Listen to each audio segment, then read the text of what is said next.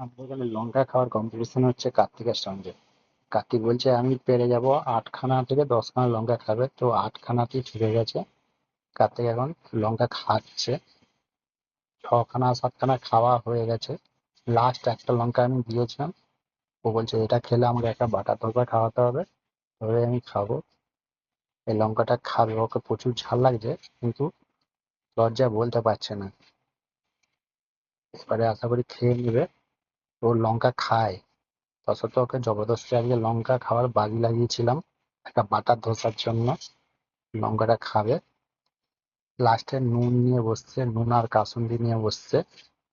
লঙ্কাটা দেখো বন্ধুরা খেয়ে নিচ্ছে, ওকে প্রচুর ঝাল লাগছে কিন্তু বলতেই পারছে না যে ঝাল লাগছে। খেয়ে নিচ্ছে, এই হাসছে, হাসতে হাসতে ওর মাথা খারাপ হয়ে গেছে। ও বলছে কালকে সকালবেলায় আমার কি যে হবে তার কিছু বলতে পারছি না, বাথরুম গেলেই বুঝতে পারবো। দেখা যাক, এত যদি বাজিটা ও